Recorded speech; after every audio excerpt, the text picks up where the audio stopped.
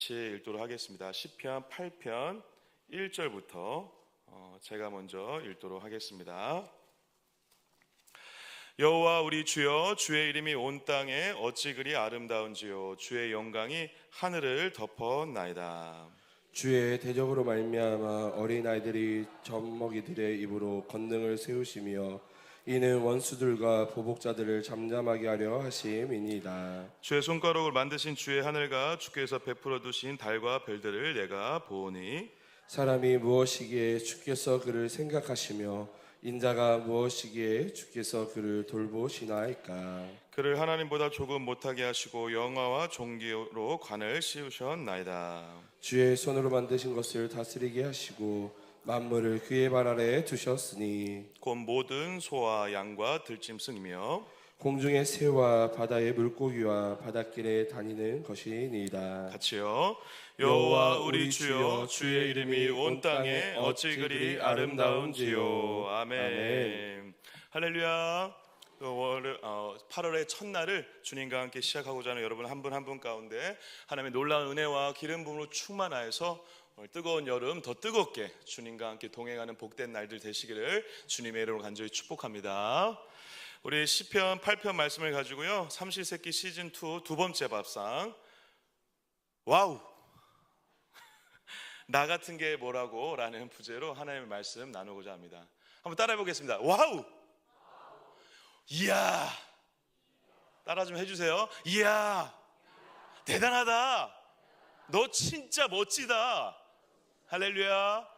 예, 제가 이렇게 시작하는 이유가 있는데요, 제가 작년 말 정도에 봤었던 어떤 설문조사 겸 어떤 리서치 조사였고 또 한국언어연구학회에서 조사한 어떤 결과였는데 제가 흥미로웠었는데, 그래서 제가 메모를 아마 해놨었는데, 저희 한국 사람들이 많이 쓰는 언어들의 군을 묶어가지고 조사를 해봤다고 합니다. 그래서 이제 단어들을 이제 다 분석을 했겠죠. 분석을 해가지고 일상생활 속에서 혹은 뭐 언론이라든가 뭐 보도되는 내용들, 그런 것들을 포함해가지고 한국, 대한민국에서 많이 쓰는 단어들, 문장들, 그런 것들을 묶어가지고 이렇게 언어군을 만들어서 어떠한 것들을 많이 쓰는지 이제 조사를 하고 분석을 했는데 1위가 뭐였을까요? 1위가 어떤 부류의 언어들을 많이 쓴다고 나왔을까요? 제목을 와우로 해가지고 제가 이렇게 한 이유는 반대로 했겠죠. 반대로. 1위는 뭐냐면 비판과 비난, 언어들을 굉장히 많이 사용한다고 합니다. 놀라우시죠? 나는 아닌데 그런 눈빛으로 좀 쳐다보고 계시다면 먼저 반성하시기 바랍니다. 그리고 두 번째 언어는 약간 조롱의 언어들을 또 많이 사용한다고 합니다. 놀랍죠? 그러니까 우리가 일상생활 속에서 의외로 비판과 비난, 조롱, 멸시, 그런 언어들을 나도 모르게 많이 사용하고 있다는 것입니다. 그래서 뭐 중간 정도에 있는 순위에 있는 것들 중에는 뭐 인정과 감사, 그런 것들도 있습니다. 근데 여러분, 놀랍게 가장 꼴찌, 잘 사용하지 않는 건 뭘까요? 우리가 진짜 평상시에 잘 사용하지 않는 거, 잘 사용을 안 할 수밖에 없죠. 우리가 정서상. 뭘까요, 여러분? 감탄입니다. 감탄. 우리 한국 사람들의 정서상 감탄을 많이 잃어버린 시대라고 합니다. 옛날에 우리 어르신들은요, 얼씨구, 지화자, 여러분 뭐 그런 거 아시죠, 어르신들? 그런 단어들을 많이 쓰면서 감탄사가 많은 민족 중에 하나였거든요. 근데 오히려 지금 이 시대에는 대한민국의 국민들의 정서와 언어 생활상 감탄이라는 단어, 감탄의 어떠한 모양이라든가 표현들이 많이 죽어가고 있다는 것입니다. 외국에는 뭐 영어로는 원더풀, 뭐 그런 단어들이 굉장히 수십 가지의 표현으로 감탄이라는 것을 의미를 드러내는 단어들이 굉장히 많다고 하는데, 우리나라는 그런 것들이 점점 사라지고 있는 시대에 살고 있는 것이죠. 근데 여러분, 왜 감탄이 사라지고 있을까요? 이게 중요한데 왜 사라지고 있을까요? 놀랄 일이 그만큼 없다라는 것이죠. 흥미로운 일이 그만큼 없다라는 것이죠. 재미가 없다라는 것이죠. 다르게 얘기하면 다 그 정도 나는 다 안다 라고 생각하면서 살고 있다라는 것입니다. 근데 여러분, 이렇게 살아가는 것이 왜 문제일까요, 여러분? 감탄과 어떤 감동과 감격이 사라진다는 것은 우리의 인생 가운데 우리의 믿음의 여정 가운데, 신앙으로 비유하죠. 믿음의 여정 가운데 놀라고 감격하는 어떠한 고백과 찬양과 우리의 감격이, 그리고 간증이 사라지고 있다는 것이고, 그것은 다르게 얘기하면 매일매일 하나님을 만나는 그런 믿음의 역사와 기쁨이 사라지고 있다라는 것입니다. 그래서 여러분, 신앙을 기준을, 신앙의 믿음의 여정을 우리가 판단하긴 쉽진 않지만, 우리가 굳이 우리의 신앙을 우리가 판단하거나 평가할 때, 우리 나 스스로 이렇게 평가할 때 가장 좋은 기준 중에 하나는 뭐냐면, 우리 안에 감격과 감탄과 감동이 사라지고 있으면 굉장히 위험한 신앙이 될 수 있습니다. 여러분들 스스로에게 한번 되물어 보셔야 됩니다. 나는 지금 오늘 하루 믿음의 여정을 오늘 걸어가는데, 여러분 지금 천국길 가고 있거든요. 할렐루야. 지금 오늘 천국을 살고 있거든요. 근데 우리가 이 믿음의 길을 걸어가고 있는데 감격하고 계세요? 감탄하고 계세요? 감동하고 계세요? 우리 자식이 학교에서 1등해야 감동하죠. 우리 아이들 때문에 제가 이 말씀을 좀 준비한 것도 있는데, 학교에서 아이들이 뭔가 대단한 걸 해야 감동하죠. 우리 남편이 쓰레기를 치워줘야 감동하죠. 아내가 잔소리 안 해야 감동하죠. 그죠? 우리는 다 그렇게 뭔가 누군가가 무엇을 해야 감동을 해요. 근데 그게 아니라는 것이죠. 하나님 때문에 감동하는 인생을 살아가는 것이 진짜 믿음이라는 것입니다. 하나님 때문에 오늘 감탄하는 인생을 살아가시는 저와 여러분 되시고 주의 이름을 간절히 축복합니다. 근데 하나님 때문에 감탄한다는 것은 무엇이냐면, 하나님이 지으신 모든 것을 보면서, 하나님이 지으신 모든 존재를 보면서 감탄하는 거예요. 하나님이 지으신 세상을 보면서 감탄하는 것이고, 하나님이 만드신, 하나님이 믿음의 여정을 끌고 가시는 구원의 역사를 보면서 감탄하는 것이고, 하나님이 하신 모든 일을 보면서 감탄하는 것이죠. 교회를 보면서 감탄해야 돼요. 여러분 들어오시면서 보신 분은 알겠지만, 갑자기 저기서 막 물이 쏟아지고 있어요. 야, 어떻게 이런 일이 있을 수 있지? 그리고 교회 오면서 왜 교회가 왜 그래? 그렇게 하시면 안 돼요. 이럴 수도 있구나. 하나님이 또 이를 위해서 어떻게 하시려고 하지? 할렐루야. 교회를 완전히 새롭게 하시려고 하나? 그런 마음으로 감탄하셔야죠. 근데 오면서 우리 교회는 물도 새는 교회예요. 어떻게 찌찌찌. 그게 대한민국 1순위, 2순위, 3순위의 언어들이에요. 비난과 조롱과 비판과 판단과 멸시와 그런 게 아니라, 이 모든 것을 통해서 하나님이 하신, 하나님의 안에 있다는 우리의 믿음의 고백은 뭐냐면, 하나님으로 인해 모든 것을 감격할 수 있는 것이 믿음의 고백이고 신앙의 길이라는 것입니다. 사랑하는 우리 동관교회 성도 여러분들은 아무쪼록 정말 하나님께서 우리의 믿음의 길을 걸어가는 이 길 가운데 하나님이 만들어주신 이 모든 것을 보며 만족하시고 기뻐하시고 감탄하시는 믿음의 길을 걸어가시길 주의 이름으로 간절히 축복합니다. 그래서 여러분, 옆에 분 혹시 가족이 있다면 이렇게 좀 얘기해. 야, 네가 내 아들이야? 야, 네가 내 엄마야? 네가 네 엄마래. 죄송해요. 내가 네 아빠야. 그래요. 죄송해요. 내가 너 남편이야? 와, 네가 내 아내야? 네가? 할렐루야. 지금 감탄해. 당신이요? 이렇게 해주세요. 얘기해주세요. 당신이요? 이렇게 얘기해주세요. 따라해주세요. 당신이요. 내가 사랑하는 당신이요. 점점 목소리가 작아지고 있습니다. 감탄할 마음이 없으신 거예요 지금. 감탄이 안 돼. 왜냐하면 우리는 감탄을 어떻게 하냐면, 그 사람이 나를 감탄하게 해줄 뭔가를 해야 감탄하거든요. 아니에요 여러분. 그분의 존재 자체가 감탄의 대상이에요. 할렐루야. 하나님이 지으셨기 때문에 그렇죠. 야, 어떻게 너가 그래서 제가 지우한테 어제도 그랬어요. 일부러 이 설교 하려고, 이때 얘기하려고. 야, 어떻게 너가 내 딸이 됐냐? 이야, 진짜 대단하다 진짜. 속으로는 약간 다른 마음이 있을 수 있습니다. 야, 어떻게 네가 내 딸이냐? 아저씨라고 부르는데 나는 너를 딸이라 생각한다. 할렐루야. 그러게 막 감탄을 하고, 일부러 그랬어요. 일부러 설교하고 싶어가지고. 근데 진짜 그렇죠. 어떻게 우리 권사님이, 우리 교회 권사님이세요? 어떻게 저와 함께 이렇게 믿음의 길을 같이 걸어가지고 계세요? 대단하세요. 우리 아이들 보면서, 얘야, 너가 어떻게 우리 교회 같이 다니고 있니? 우리 아들이니? 우리 딸이니? 이렇게 감탄해 주는 거. 그것이 믿음의 고백이고 하나님이 하신 일에 대한 다른 고백의 일종이라는 것을 기억하시고 서로 감탄과 격려를 마음껏 하시는 저와 여러분들 되시길 주의 이름으로 간절히 축복합니다. 그래서 오늘 이 시편 8편은요, 그래서 이 기쁨의 고백이고 찬양시라고 불리기도 하지만 감탄시라고 불리기도 합니다. 근데 여러분 재밌는 사실은 뭐냐면 이 8편 앞에 무려 3편부터 7편까지에 계속 어떤 시가 나오냐면, 나중에 한번 가서 읽어보세요. 시편을 지금 1편부터 2편은 제가 예전에 한번 설교했는데 시편 전체를 여는 시편입니다. 그래서 1편과 2편을 잘 읽는 것이 중요한데 시편 1편과 2편이 시편의 핵심이 잘 들어가 있습니다. 그리고 나서 3편부터 본격적인 여러 가지 다양한 시들이 나오는데 3편부터 7편까지는 어떠한 시들이 있냐면 다 탄식시예요. 탄식시. 탄식하고 있어요. 다윗이 압살롬에 의해서 자기 아들에 의해서 배신당해가 쫓김당하다가 원수들에 의해서 공격당하고 죽임당하는 그런 위험에 처했을 때 눈물을 적시며 울고 있는 그러한 고백들을 하면서 하나님 어떻게 나를 이렇게 놔두실 수 있습니까? 나 좀 도와주십시오 라고 하면서 탄식하는 고백으로 가득해요. 탄식만 하고 있어요. 울고 있어요. 그런데 여러분 갑자기 8편에 감탄을 하고 있다는 것입니다. 재밌죠? 탄식의 인생을 감탄으로 바꾸시는 하나님을 찬양하고 있다는 것입니다. 탄식의 인생을 그냥 놔두지 않으신다는 것입니다. 탄식의 인생을 그냥 놔두고 지켜보는 하나님이 아니라 그 탄식을 감탄으로 바꾸시는 하나님을 고백하고 있다는 것입니다. 너무 감사한 하나님 아닙니까?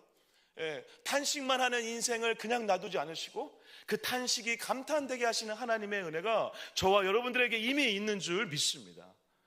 그래서 오늘 이 감탄의 이 고백이 우리에게도 우리의 믿음의 여정에 이 믿음의 고백 가운데 우리의 잃어버렸던 감탄을 다시 회복하고 다시 감탄의 믿음의 길을 걸어가는데 굉장한 큰 도전을 주었을 것이라 저는 생각이 되어서 저와 여러분들 이 뜨거운 여름에 무료하고 또 월상예배 또 돌아왔네 일상적인 살아가는 이 삶 가운데 다시 한번 우리의 모든 만물을 바라보며 우리의 서로의 존재를 바라보며 다시 한번 감격하고 다시 한번 믿음의 회복이 일어나는 복된 한 달이 되시기를 주의 이름으로 간절히 축복합니다. 우리 8편 1절을 보기 전에요, 우리 표제가 있는데 혹시 그 성경책 있으신 분들 같이 좀 봐주시면 좋을 것 같습니다. 그 8편 1절 위에 파란색 글씨로 아마 써져 있을 텐데 한번 읽어봐 주실까요? 시작.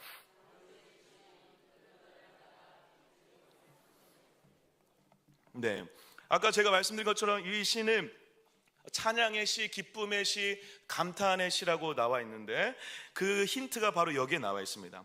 물론 우리가 표제를 우리가 자세하게 살펴볼 이유는 없지만 이 8편은 조금 자세히 살펴볼 이유가 있는데 그 이유는 제가 이 시편을 연구하면서 굉장히 재미있는 사실 하나를 발견한 것은 이 시편 8편은 1절이 사실 원문으로 1절이 여호와 우리 주여가 아니라 표제를 1절로 삼았어요. 다른 것들은 표제가 따로 있는데 이 시편은 다윗의 시 인도자를 따라 기쁨에 맞춘 노래를 1절로 삼아버렸어요. 그러니까 이 시편 자체가 표제가 그냥 제목이 아니라 이 내용에 담겨져 있다라는 것이죠. 근데 다윗이 썼다라는 거죠. 근데 여기서 이 기띠시라는 표현 때문에 여러 가지 혼란이 좀 있지만 우리가 이렇게 정리를 하는 것도 필요할 것 같습니다. 왜냐하면 이것이 감탄시니까. 기띠시 원래는 여러분 가드라는 블레셋 땅의 그 지역 이름을 가드라는 이름의 여성형 단어를 기띠시라고 하거든요. 근데 기띠의 다른 의미와 어떤 어원이 연결되냐면 기쁨이란 단어와 연결됩니다. 그래서 이 기쁨의 노래라는 의미를 가진 것이 바로 기띠시입니다. 그래서 다윗이 기쁨의 노래의 운율에 맞춰서 혹은 그때 가드 지역에 썼었던 어떤 악기를 빗대어서 그 악기에 비추어 노래를 불렀다라고 해석하는 경우도 있습니다. 어쨌든 중요한 것은 이 노래는 기쁨의 노래라는 것입니다. 감탄의 노래라는 것입니다. 기쁨의 노래, 감탄의 노래, 감탄의 찬양이라는 것이죠. 누가 지었다? 그리고 다윗이 지었다. 이걸 잘 기억해 두시고 1절 읽겠습니다. 1절 같이 한번 읽겠습니다. 시작. 여호와 우리 주여, 주의 이름이 온 땅에 어찌 그리 아름다운 주요, 주의 영광이 하늘을 덮었나이다. 아멘. 우리가 이 다윗이 기쁨과 감탄을 하는 이 첫 번째 이유는요, 바로 세상을 보니 감탄할 수밖에 없었습니다. 자, 따라해 보세요. 세상을 보니 감탄할 수밖에 없었다. 예. 감탄의 첫 번째 이유는 세상이었습니다. 그래서 이렇게 얘기하고 있습니다. 주의 이름이 온 땅을 얘기하고 있습니다. 그리고 주의 영광이 하늘을 얘기하고 있습니다. 이거 뭐죠, 여러분? 천지죠, 천지. 세상 모든 만물을 얘기하는 것입니다. 세상 모든 만물을 창조하신 하나님의 일을 보니 내가 아름답다, 감탄하지 않을 수 없었다라는 것이죠. 저와 여러분도 그런 경험 하시잖아요. 말할 수 없는 자연 환경을 봤을 때. 예. 저는 이제 인도 선교를 갔다가 에베레스트 그 정상을 멀리서 바라봤거든요. 가깝게 가서. 근데 너무 말이 안 나오더라고요. 예. 구름 위에 떠 있는 상태에서 산을 바라볼 때 그 큰 산에, 나는 너무 작지만 그 큰 산에 압도되어 하나님을 여호와는 강대하시도다라는 찬양을 함께 부를 수밖에 없는 그런 감격에 취할 수밖에 없었습니다. 여러분들도 그런 경험이 있으실 거예요. 주의 이름이 온 땅에 어찌 그리 아름다운지요, 주의 영광이 하늘을 덮었나이다. 온 땅과 하늘을 창조하신 하나님의 이름과 영광이 가득하다라는 것입니다. 그래서 여러분 8편 1절을 8절 마지막 절에서도 다시 반복을 하고 있어요. 우리 9절 한번 같이 한번 읽어보실까요? 9절 읽겠습니다. 시작. 여호와 우리 주여, 주의 이름이 온 땅에 어찌 그리 아름다운지요. 아멘. 예. 처음과 시작에 하나님이 창조하신 세계를 보면서 그의 이름과 영광이, 지금 그의 이름과 영광이 대꾸로 동일한 언어로 사용되고 있거든요. 그의 이름과 영광이 가득하다.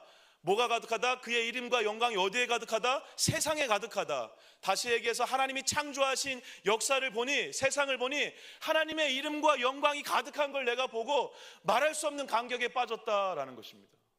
사랑하는 여러분 세상을 보면서 하나님의 영광을 보세요? 하나님의 임재를 만나세요? 하나님의 말할 수 없는 이름의 역사를, 하나님이 창조하신 역사를 지금 마음으로 느끼고 경험하고 계시고 고백하고 계세요? 그러한 시간을 통해 하나님을 말할 수 없는 감격과 감탄으로 찬양하시는 시간을 통해 하나님을 또 만나는 은혜의 시간을 경험하게 될 줄 믿습니다. 다윗은 그 하나님을 평상시에 만났던 거예요. 그 하나님을, 그래서 그 하나님이 창조하신 세계를 온전히 높이고 찬양하고 영광 드릴 수밖에 없었다라는 것입니다. 여기에 나와 있는 이 여호와라는 단어가 어떠한 단어이죠? 스스로 있는 자라는 것입니다. 여호와 우리 주여, 여호와라는 단어는 스스로 있는 자라는 것입니다. 스스로 있는 자, 우리는 스스로 있을 수 없지만 스스로 있으신 여호와 하나님이요, 그 하나님께서 모든 걸 다 창조하시지 않으셨습니까? 라고 하며 감격하게 있는 것이죠. 그 창조에 대한 감격을 3절에서는 이렇게 표현한, 2절 잠시 넘어가고 3절 읽겠습니다. 3절 읽겠습니다. 시작. 주의 손가락으로 만드신 주의 하늘과 주께서 베풀어 두신 달과 별들을 내가 보니. 아멘, 아멘. 세상을 창조하신 하나님의 뭘 얘기하고 있죠? 손가락을 얘기하고 있죠. 여러분, 사실 하나님은 세상을 어떻게 창조하셨죠, 여러분? 말씀으로 창조하셨죠. 그런데 지금 비유적으로 어떠한 대상을 거론하고 있죠? 손가락을 얘기하고 있죠. 왜 손가락을 얘기하고 있을까요, 여러분? 사람의 이 인체에서도 마찬가지지만 손가락이 가장 어떻게 할 수 있습니까? 무엇인가를 만들 때 가장 섬세하고 가장 정확하게 할 수 있죠. 여러분, 발로 밥숟가락 뜨는 게 편하세요? 손으로 밥숟가락 뜨는 게 편하세요? 아무리 그래도 여러분, 손으로 하는 게 더 편하죠. 그리고 섬세하게 무엇인가를 세밀하게 할 때 손가락 하는 것이 더 정확하기 때문에 하나님의 창조가 그러한 역사와 감격이 있다는 것입니다. 세밀하게 하나하나, 말할 수 없는 하나님의 계산과 섭리 가운데 세상을 창조하셨다라는 것이죠. 저와 여러분들의 이 세상을 바라보며 우리가 작은 미물, 작은 동물을 보든 큰 대상을 만나든 하나님께서 세밀하게 간섭하셔서 정밀하게 일하셨다라는 그 증거를 보시고 그것을 보며 찬양하며 감격하시는 입술의 고백을 회복하시기를 주의 이름으로 간절히 축복합니다. 자, 두 번째는요, 약한 자를 통해서 우리가 주님의 영광을 볼 수 있습니다. 두 번째는 뭐라고요? 약한 자를 통해서. 자, 2절 한번 같이 한번 읽어주시겠습니다. 2절 시작.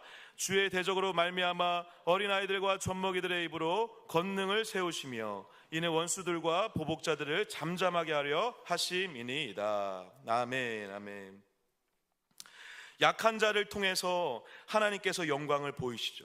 그래서 여러분 2절에도요, 지금 대꾸로 계속 문장이 반복되고 있는데요, 어떠한 대상들이 지금 대상으로 지금 대립되고 있죠? 주의 대적과 주의 원수들과 한쪽은 어린아이들과. 주의 대적 원수들과 어린아이들이 원래 싸우면 누가 이기는 게 정상이죠? 원수들이 이겨야죠. 예. 근데 하나님이 그렇게 하지 않는다는 것입니다. 어떻게 하신다는 것입니까? 원수들과 대적들을 아이들의 입술의 찬양을 통해서도 이길 수 있게 하신다는 것입니다. 여러분, 이 다윗이 이 고백을 하고 있다면 우리가 더 믿을 만하죠. 왜 그렇죠, 여러분? 다윗이 실제로 이것 그대로 경험을 했죠. 언제 그랬습니까? 예, 골리앗과 전투에서 그랬죠.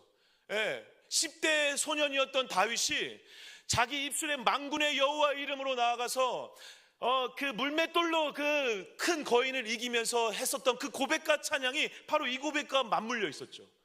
다윗이 한 것은 그냥 던지는 것뿐이었어요. 그런데 그 어린아이의 입술을 통해 선포되는 하나님의 이름이 대적을 이기는 역사를 경험하게 됐다라는 것입니다.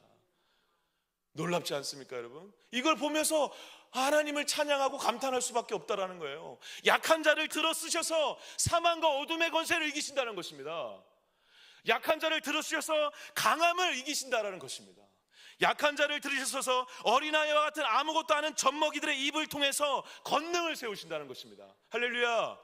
우리 아이들이 그런 아이들이라는 것입니다. 할렐루야. 예, 우리 아이들이 어른이 볼 때는 부족하고 말도 안 듣고 공부도 못하는 것 같고, 예, 부족한 게 많죠.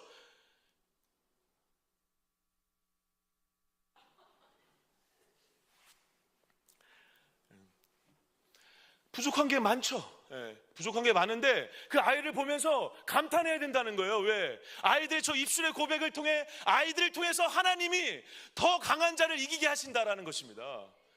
하나님이 그렇게 하시기 때문에 저 아이들도 보면서 아이들에게 하신 하나님의 일 때문에 아이들을 보면서 우리가 감탄하고 감격할 수 있어야 된다는 거예요. 근데 아이들 보면서 감탄하세요? 아이들 보면서 잔소리만 하시지? 우리 선생님들은 안 그러실 줄 믿습니다. 할렐루야. 아이들 보면서 감탄해 주세요. 지금 감탄해. 옆에 있는 아이 붙잡고 이야, 너 정말 대단하다. 이 새벽에 이 새벽에 안 나와도 대단하다. 할렐루야.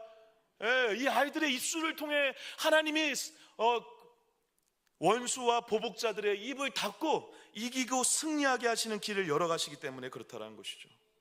우리 아이들이 그런 존재라는 것을 마태복음에서도 예수님께서 이렇게 이 말씀을 인용하시면서 이렇게 얘기하셨습니다. 21장인데요. 같이 한번 읽어주실까요? 시작. 예수께서 이르시되 그렇다.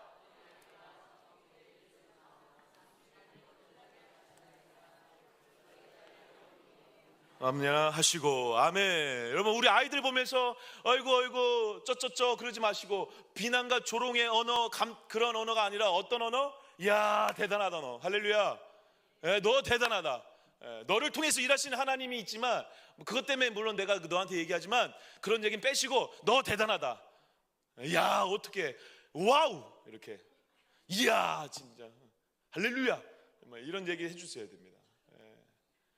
이거 진짜 회복하셔야 돼요. 제가 이와 비슷하게 제가 요 얘기를 좀 나누고 싶었는데요. 지난 주간에 저희 햇세드에서 2박 3일 동안 수양회를 다녀왔지 않았습니까? 다녀오고 나서 어떤 집사님에게 이제 문자가 왔습니다. 근데 저희가 이제 햇세드 수양회 때 나눴던 말씀 중에 하나가 뭐였냐면 이 맥과 좀 연결되는 것인데요. 우리 아이들을 볼 때 우리가 어떻게 보는 습관이 있냐면 부모의 양육 습관 중에 잘못된 습관 중에 하나가 바로 뭐냐면 아이의 어떤 행동 때문에 기뻐하고 어떤 행동 때문에 불행한 모습으로 살아가요. 그건 뭐냐면 아이가 어떻게 하는 거에 따라서 내가 기뻐하고 있는 거죠. 그죠? 근데 그런 게 아니라 아이를 있는 그대로 기뻐해 줘야 돼요. 예. 그래야 아이도 부모를 보면서 어떻게 할까요? 부모를 보면 좋아요. 부모를 보면 기뻐요.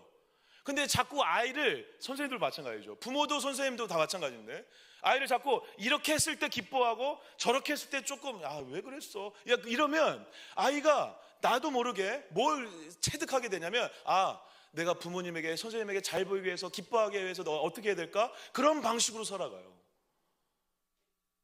부모를 기뻐하고 선생님을 기뻐하는 것이 아니라.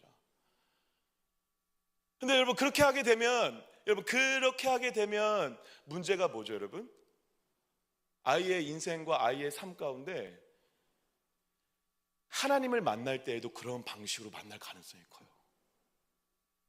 하나님에게 내가 어떻게 해야 하나님을 기뻐하시게 해드릴 수 있을까? 여러분, 맞아요. 그거 너무 선한 마음일 수 있어요. 근데 여러분, 그게 진짜 좋은 마음이려면 뭐가 전제돼야 진짜 아름다운 고백이 되죠? 그게 하나님을 있는 그대로 기뻐할 때만이 가능합니다. 주님을 기뻐하는 자가 되셔야 돼요. 할렐루야. 그래서 시편의 말씀에 계속 저자가 그러는 거예요. 여호와를 기뻐하라. 할렐루야.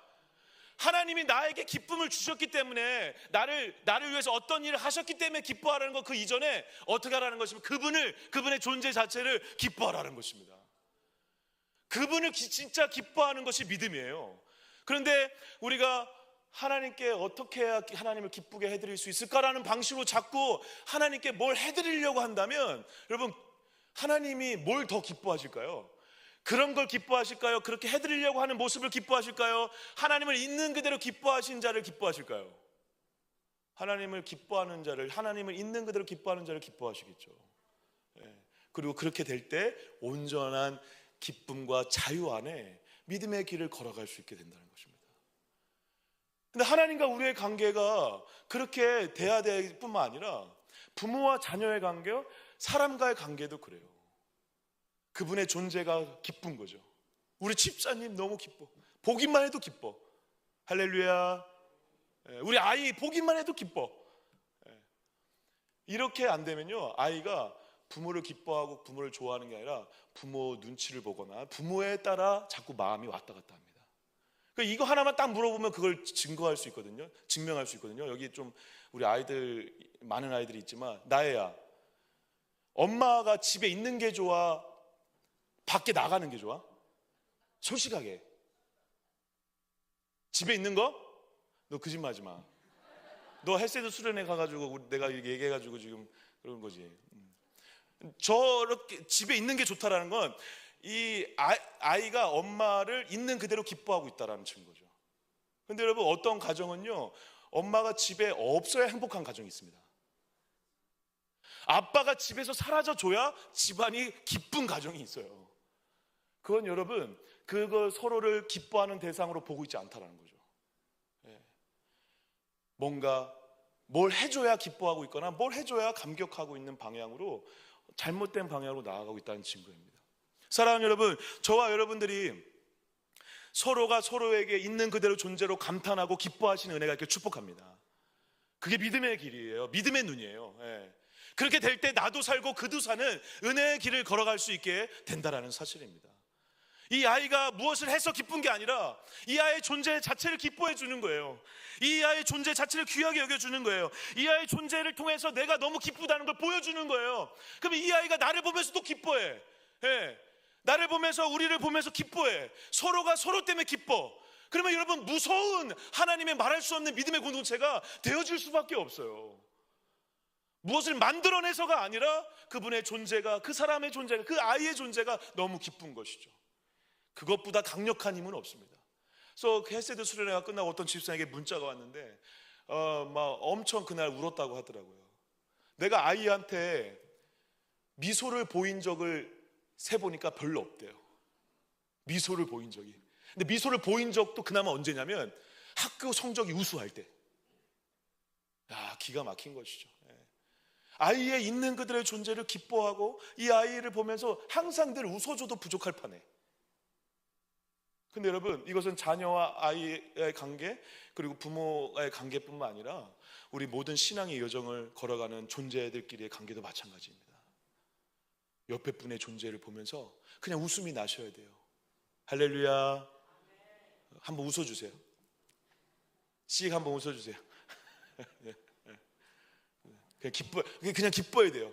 아, 너 나 욕했지? 하면서 속으로 욕하지 마시고 기뻐야 돼요.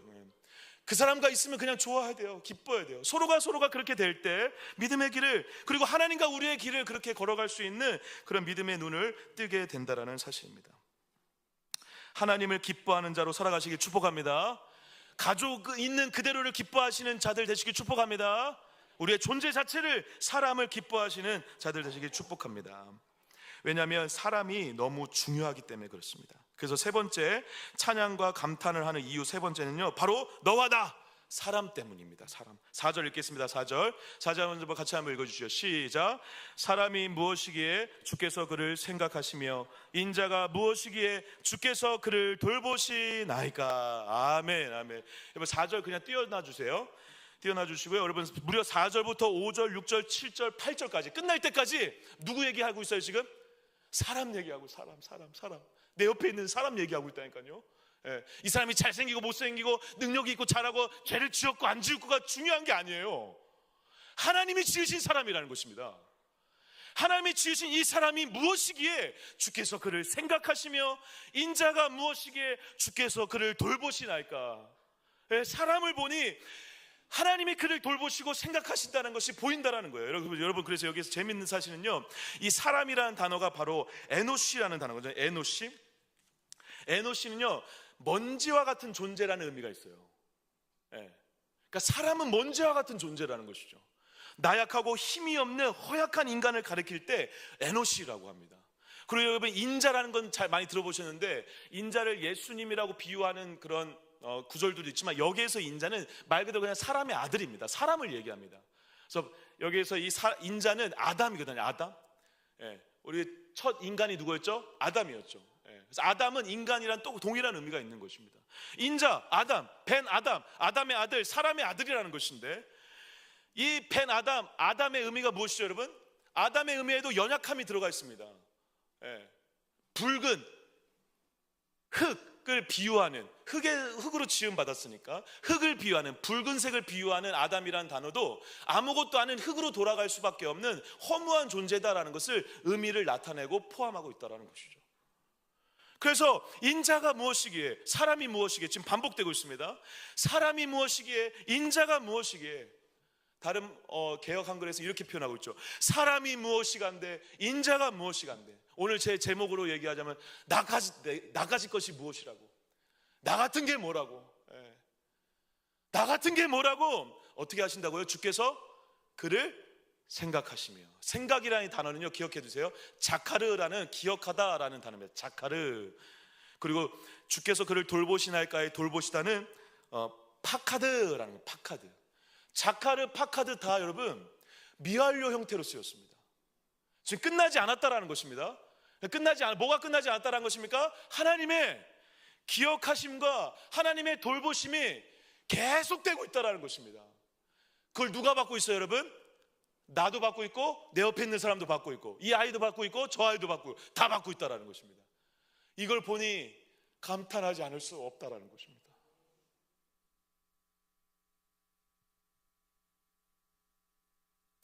여러분, 천지를 지으신 크신 하나님이 아무것도 아닌 나 같은 미물과 같은 존재를 기억하고 계신대요. 이 은혜를 알며 감탄이 안 나올 수가 없죠. 어떻게 나 같은 걸 기억하시는가? 천지를 지으신 그분이 나 같은 자를 돌보시고 계시대요. 나뿐만 아니라 내 아이도 돌보고 계시대요. 내 친구도 돌보고 계시고 내 이웃도 돌보고 계시대요. 감탄하지 않을 수 없다라는 것이죠. 그러니까 사람을 보면 볼수록 감탄과 감격이 나올 수밖에 없는 이유는 그 사람을 누가 돌보고 계시기 때문에, 하나님이 돌보고 계시고 하나님이 기억하고 계시기 때문에 그렇다는 것입니다. 그래서 사람이 중요한 것입니다. 지금 우리 대한민국의 진보주의자들을 중심으로 해서 동성애라든가 차별금지법이 만연하는 이유 중에 하나는 인간중심주의 사상이 퍼지고 있기 때문에 그렇거든요. 근데 인본주의의 결정적 문제는 뭐죠? 인간이 중요하지만 인간만 중요한 거죠. 근데 우리 성경에서 얘기하는 사람이 중요한 이유는 무엇이죠?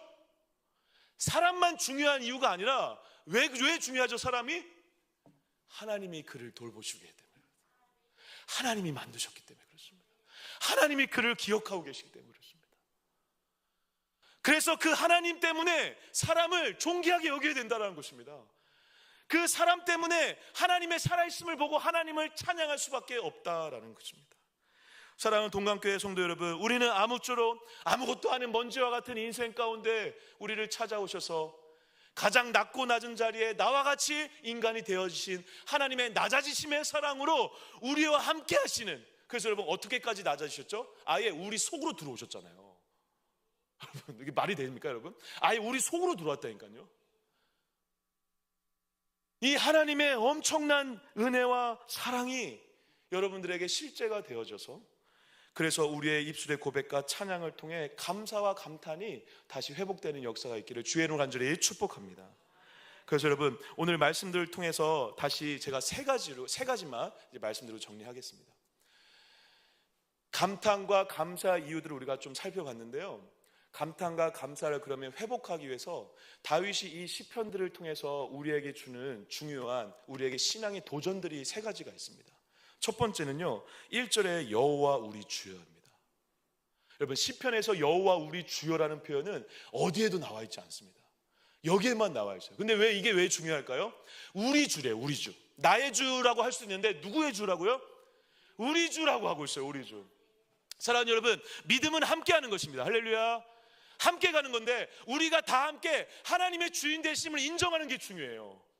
나만 인정하는 것이 아니라 어떻게 우리 가족도 우리 아이도 우리 같이 함께 하나님의 주인 되심을 인정하는 거, 그것을 통해서 감사와 감탄이 회복될 수 있습니다. 여호와 나의 하나님이여, 이 차원을 넘어서 여호와 우리 주여, 우리 공동체적으로 이 고백을 통해 우리의 믿음의 고백 가운데 하나님을 향한 감탄이 회복되는 은혜가 있기를 주의 이름으로 간절히 축복합니다. 두 번째는요, 바로 이 부분인데요. 3절 막바지에 이렇게 써 있습니다. 달과 별들을 내가 보니라고 적혀 있습니다. 3절에 달과 별들을 내가 어떻게 한다고요? 보다. 이 보다라는 이 라라는 단어는요, 그냥 눈으로 보다라는 것이 아니라 깊게 묵상한다라는 것입니다. 여러분 감탄과 감사를 회복하기 위해서 해야 될 두 번째 여러분들의 태도는, 첫 번째는 우리가 함께 주님의 주인 되심을 고백하는 것이고, 두 번째는 뭐죠? 깊이 묵상하는 시간을 가질 필요가 있습니다. 잠시 멈추셔야 합니다. 잠시 멈추시고 혼자 깊게 묵상해 보셔야 돼요. 뭐를? 하나님의 하신 일들을, 이 세상을 향해 하나님이 하신 일들을 한번 깊게 묵상해 보시는 시간들을 통해 다윗이 양치기 소년으로 살면서 달과 별들을 보면서 했었던 그 시간들을 저와 여러분들도 한번 경험해 보실 수 있는 은혜가 있으시기를 주의 이름으로 간절히 축복합니다. 휴가 가셔서 잠시 멈추세요. 잠시 그리고 하늘을 보세요. 그리고 잠시 깊게 묵상해 보세요. 하나님이 하신 일을. 그리고 이제 세 번째는 한번 이렇게 따라해 볼까요? 사람됨을 기억하자. 사람임을 기억하자. 예. 오늘 4절이 사실 핵심 구절 중에 하나인데, 4절이 교차 대구법에 의해서 가운데 딱 배치한 핵심 구절이거든요. 4절이 아까 말씀드린 사람과 인자가 에노시와 아담이라는 단어를 다윗이 썼잖아요. 근데 이 두 단어가 동시에 나오는 구절이 딱 한 군데 있어요. 굉장히 의미심장한데, 창세기 4장 말씀 한번 보고 마치도록 하겠습니다. 창세기 4장 25절 26절입니다. 같이 한번 읽어봐 주실까요? 시작. 아담이 자기 아내와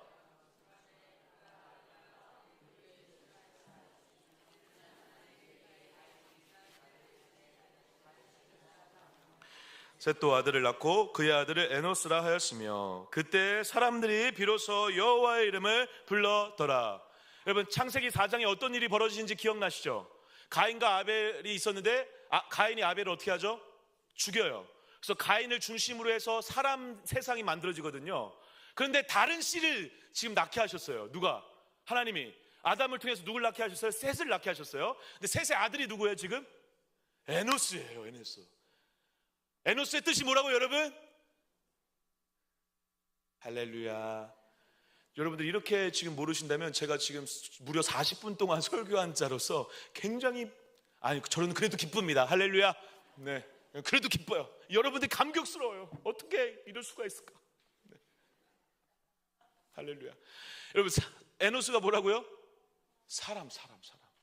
중요한 건 아담이 자기도 사람이라는 의미를 가지고 있는데 자기 아들한테 이름을 지어주는데 어떤 하나님의 뜻이 있었겠죠. 뭐라고 지어줬냐면 사람이라고 지어줬어요. 에노스라고 지어줬다고요. 그런데 그 마지막 구절 보세요. 그때 사람들이 비로소 어떻게 했대요 여러분? 여호와의 이름을 불렀더라. 할렐루야. 여호와 이름을 불렀다란 뭘 얘기할까요? 하나님을 찬양하고 이제 하나님을 만나는 시간이 시작됐다라는 것입니다. 언제? 내가 사람인 걸 알았을 때라는 것입니다. 하나님의 하나님 되심을 알고 사람의 사람됨을 알 때 진짜 입술에 찬양의 고백이 터져 나오는 것입니다. 그때 진짜 하나님과 동행하는 믿음의 길을 걸어가는 거예요. 내가 사람됨을 기억하시길 주의 이름으로 간절히 축복합니다. 하나님의 크심을 기억하시길 축복합니다. 하나님의 크심 앞에 먼지와 같은 존재를 돌보시고 기억하시는 그 하나님께 감격과 감탄을 하시는 오늘 한날 되시기를 주의 이름으로 간절히 축복합니다. 그 길을 통해 저와 여러분들 이 믿음의 감탄의 길을 통해 하나님이 영광 받으실 뿐 아니라 우리가 다 함께 이 감탄과 감사의 고백을 통해 믿음의 공동체를 세워가는 은혜의 길을 우리가 살아가게 되게 될 줄 믿습니다. 그래서 오늘 8월 한 달 사랑하는 동안교회 성도 여러분, 한 가지 부탁드리겠습니다. 누구든 만나든 감탄해 주세요. 이야, 어떻게 네가 내 옆에 있니? 왼수 같은 게 그렇게 하지 마시고 이야, 너가 진짜 내 옆에 있어서 고맙다. 와, 너 어떻게 너가 내 아내가 되고 남편이 됐니? 나를 아저씨라고 불러도 넌 내 딸이구나. 이야, 그렇구나. 이렇게 감탄해주는 시간들을 통해 우리에게 일하신 하나님이 영광 받으시고 우리 다 함께 믿음의 공동체를 세워가는 복된 날들 되시기를 주의 이름으로 간절히 축복합니다.